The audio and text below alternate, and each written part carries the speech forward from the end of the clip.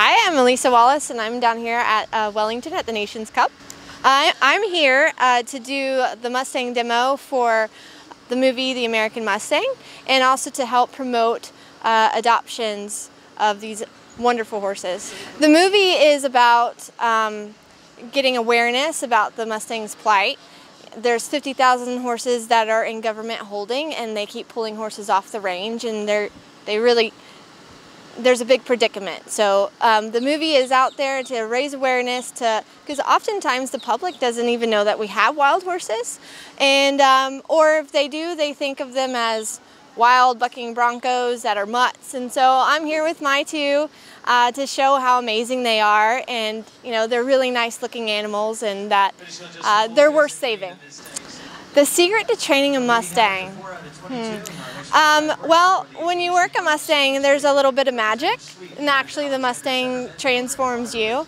And so it's this thing that you can't quite touch, that you feel changed as a person. And the secret with them is that the possibilities are endless. So you're never limited, and they really just help you in life. And, it can be transpired into your life, into other avenues, your career, and anything's possible. And did you think your life would be like this? I always get a giggle. I'll be driving down the road and I'm like, I did not think I would be here because of a little 13 two-hand Mustang. That completely changed my life. Helped me get my sponsorships and just helped me get noticed. And they really are amazing animals. So Flaetch has been great.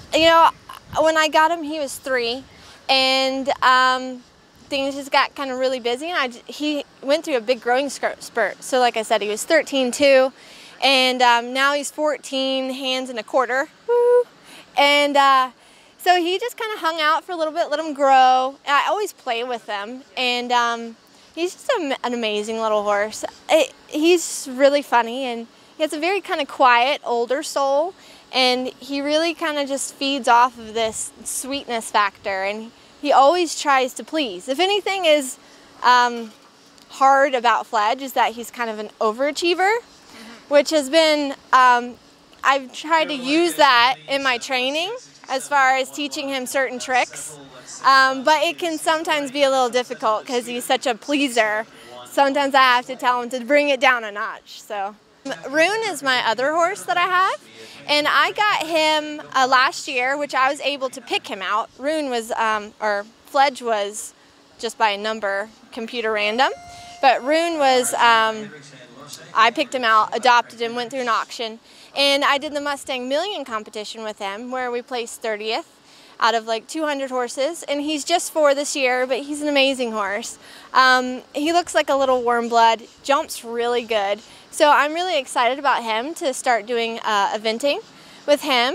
I'm trying to take it slow. I mean, he's very broke. We'll be doing the 3-star test ride at Red Hills.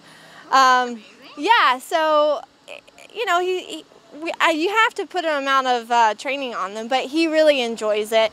And he's a big goofball, very much in your type, licks you up and down, kind of molests you a little bit. But very different personalities, but very intriguing horses that are really nice to work with.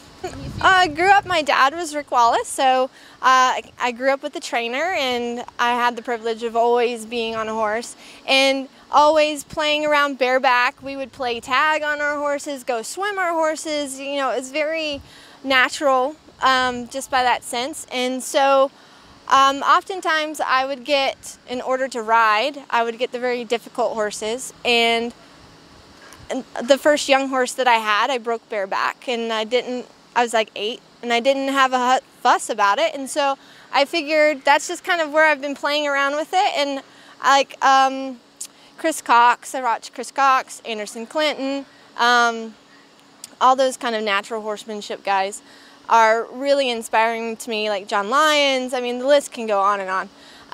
So I've seen those things, and I sit there and go, well, I want to be able to do that. I'm still working on Liberty stuff. I can always be better, but it's a process, and it's just the horses help teach you.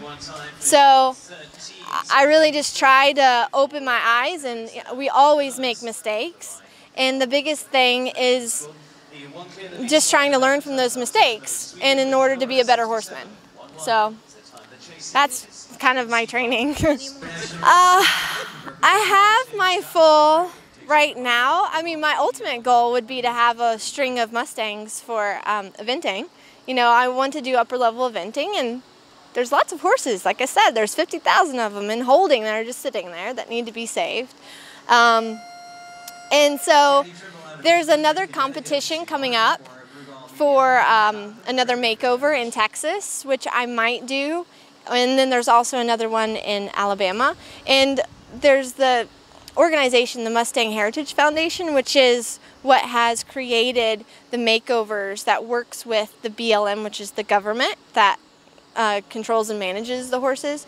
So they developed this program to help get these wild horses in with trainers so the public can have more access to them. And so they're a great organization, and they do a good job of putting on these competitions, and that's how I got involved. A friend of mine nagged me to do it, and then I got Flaetch, and then I won, and now I'm addicted. For people at home, it's like check with your trainer if it's a suitable avenue. Well, yeah, exactly. And I'm on Facebook, and there's the Mustangs have a huge family. I mean, it's a great type of group that's out there, community, right? So, you know, on Facebook, you can look me up, Wallace Eventing, and I can help wherever you are in the country. They're everywhere. So people with Mustangs are very helpful in directing you to a trainer, because there's all different types of horses out there. So there's jumpers, there's hunters, there's cutting horses, because all types got out there loose. So there's access to these horses that people aren't aware of.